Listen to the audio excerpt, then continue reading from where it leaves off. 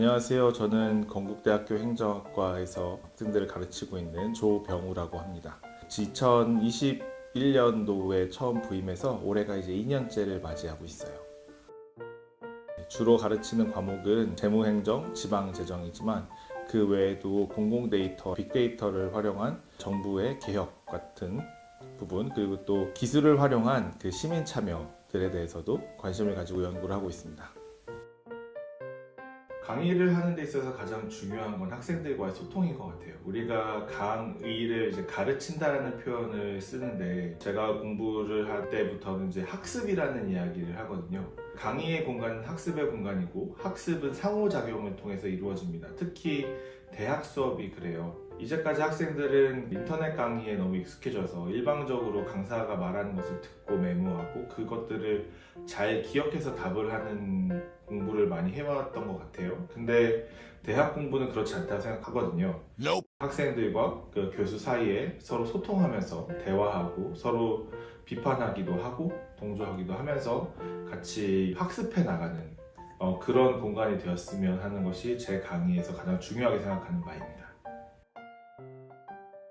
가장 많이 말씀드릴 수 있는 에피소드는 온라인 수업에 대한 에피소드였을 것 같아요. 실시간 수업을 하는데 학생들한테 아무리 그 카메라를 켜달라, 얼굴을 보여달라, 우리 함께 하자라고 이야기를 해도 카메라를 켰다가 조금 지나면 또 끄고 그 다음에 까만 화면만을 보면서 강의를 했던 것이 가장 좀 어려웠었던, 좋지 않은 기억일 수도 있는데 어려웠었던 시간이었던 것 같습니다. 그래도 그 와중에도 카메라만 보면서 이제 고개를 끄덕이고 이렇게 리액션을 해주기는 되게 어려웠을 텐데도 불구하고 몇몇 학생들이 뭐 이모티콘을 통한 좋아요라든가 뭐 손들기라든가 아니면은 아무도 보고 있지 않는데도 제가 말을 할 때마다 이제 카메라에 대고 고개를 끄덕여주는 그 모습들이 너무 도움이 많이 됐었고요. 그 학생들을 이번 학기에 들어서 이제 실제 강의실에 다시 만났을 때 연예인을 보는 것 같은 그런 아주 기쁘고 즐거운 시간이었던 기억이 납니다.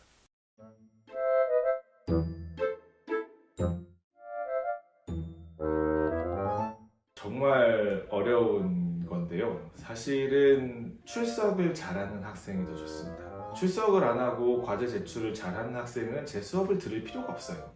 사실은 아까 말씀드렸던 것처럼 학습이라는 것은 상호 간의 소통을 통해서 이야기를 하는 건데, 소통이 없이 좋은 결과물을 가지고 온다고 해서 그 학생이 제 수업을 들었다고 하기는 어려울 것 같습니다. 그 자리에 참여함으로써 같이 소통의 자리에 있었다는 것만으로도 무언가 얻어가는 게 있을 거라고 생각하기 때문에 출석은 하더라도 과제를 제출하지 않는 학생? 과제를 제출하지 않더라도 출석은 꼬박꼬박 하는 학생이 저한테는 더 좋은 것 같습니다. 저는 금요일 오후 3시에 3시간 수업하기 훨씬 좋습니다. 먼데이 블루는 너무 힘들어요. 뭐 어차피 금요일 3시면 금요일 6시면 끝나는 거기 때문에 충분히 불금을 즐길 수 있는 시간적 여유가 있지 않겠습니까?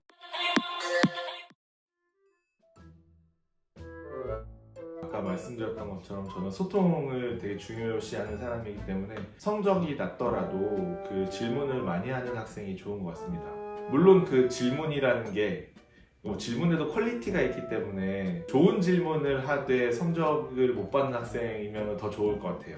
왜냐하면 성적이라는 것은 평가의 틀, 평가의 방법에 좌우되는 경우가 많기 때문에 그 성적이 그 학생의 모든 것을 평가한다고 생각하지는 않거든요. 이건 당연히 학생들과 밥을 먹는 게 훨씬 낫죠. 그 코로나 때문에 이제 전공 학생들이랑 만날 기회도 조금 적고, 그 다음에 그런 소소한 기쁨을 누릴 기회도 적어졌는데, 전공 학생들과 함께 식사를 할 수 있다면 그곳이 교직원 식당도 좋고 또 어떤 곳이든 너무너무 좋을 것 같습니다.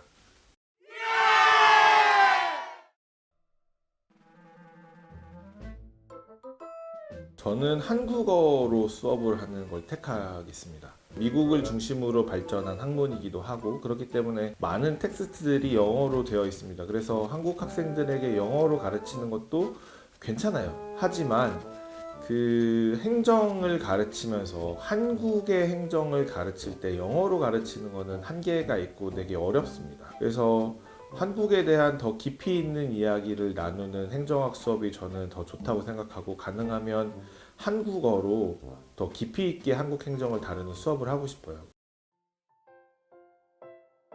행정학의 그 주요 이슈라고 하면 너무 많아요. 조직 인사, 재무, 그다음에 뭐 공공관리, 정책 이렇게 뭐 다양한 분야들을 다루고 있거든요. 제가 공부하고 있는 지방재정을 중심으로 생각을 하면 지방재정의 자율성을 높이는 부분이 중요한 이슈 중에 하나인 것 같아요. 이 지방자치가 이제 30주년을 맞이했는데 아직도 대부분의 지방자치단체가 중앙정부에서 받는 그 재원에 크게 의존을 하고 있습니다. 그렇기 때문에 어떻게 하면 지방의 재정 분권을 이루어서 지방의 재정 자치권을 더욱더 강화할 것인가가 중요한 이슈일 것 같고요. 행정 전반으로 좀 넓혀서 이야기를 하면 정부의 책임성에 대한 이야기가 점점 더 강조될 것 같아요.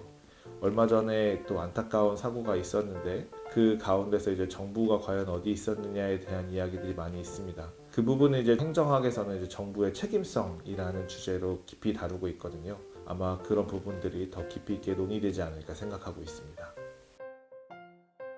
행정은 대안을 찾아가는 학문이다. 행정학 조금 더 깊이 있게 얘기하면은 공익을 추구하면서 대안을 찾아가는 학문이라고 할 수 있을 것 같아요. 행정학은 일단은 정부를 다루는 학문이면서 공익에 대해서 논하는 학문인데 단순히 정부는 무엇인가, 공익은 무엇인가를 논의하는 학문이 아니라 그래서 공익을 달성하기 위해서 정부는 어떻게 해야 하는가라는 대안을 꾸준히 논의하는 그런 학문입니다. 정치학을 배운 사람들은 그럼 모든 것은 다 힘의 논리야. 뭐 권력을 잡는 게 제일 중요하지라고 얘기를 하던가, 경영학을 하는 사람들은 그래서 얼마 벌었어, 우리가 얼마만큼의 이익을 취하는 거야 라고 이야기를 하기도 하고, 사회학과에서 공부하는 사람들은 그래 사회는 그런 거야 라고 이야기를 하지만, 행정학을 하는 사람들이라면은 그래서 어떻게 할 건데 라는 질문을 되게 중요하게 생각하는 그런 학문인 것 같아요. 건국대학교 학생 여러분, 가장 갑자기 마음이 울컥해서. 건국대학교 학생 여러분, 제가 드리고 싶은 딱 한 가지 조언은 많이 경험하고 많이 생각하고 그 다음에 그것 바탕으로 행동하라는 겁니다. 대학 생활이라는 것이 이제 어린아이에서 이제 성인으로 넘어가는 그 과도기에 더욱더 폭넓게 경험하고 폭넓게 생각하라고 주어지는 시간인 것 같아요. 성인이지만 학습을 하고 있는 존재이고, 그렇기 때문에 유예되는 다양한 의무들이 있습니다. 그 시간 동안 여러분들이 할 일은 더 많은 것들을 보고 배우고 느끼고 생각하면서 여러분만의 세상을 만들어가는 것이고요. 그 위에서 여러분들의 것을 이룩하기 위해서 행동하는 거라고 생각합니다. 많이 경험하시고 또 많이 생각하시고 그걸 바탕으로 모두 자기의 분야에서 각자 열심히 행동하는 건국대학교 학생 여러분들이 되길 기원합니다. 안녕.